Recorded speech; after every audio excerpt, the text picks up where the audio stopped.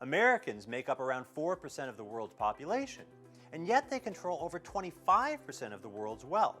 If that wealth were shared evenly across the globe, couldn't we solve the problem of global poverty overnight? The answer, unfortunately, is no. Sharing one's wealth with those who have less is admirable, and it often helps to relieve immediate suffering.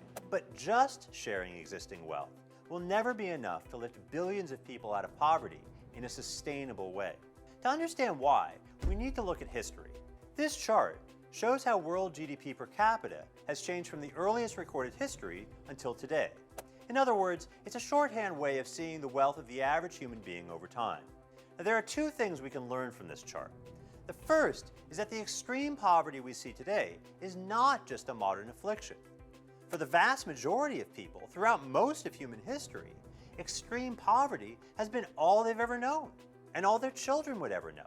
The second thing is that starting around 1800, that suddenly began to change.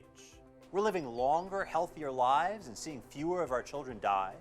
On average, we're better educated, more literate, and better fed. Transportation is faster, safer, and cheaper. And in many ways, it's been the poorest among us who have benefited the most from these changes.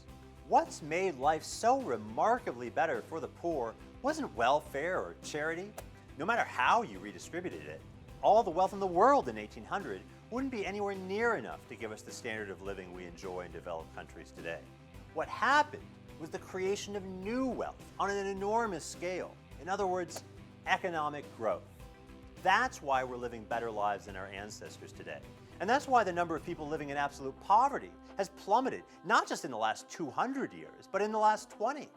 In a way, economic growth has been history's most successful anti-poverty program. But not all countries have experienced this amazing level of growth, which is why many people are still trapped in poverty today. So if we really want to help the world's poor, fostering economic growth ought to be our first priority. What new policies might help to grow the wealth of developing countries more quickly? And which existing policies are actually hindering that growth? Those are the questions we need to answer.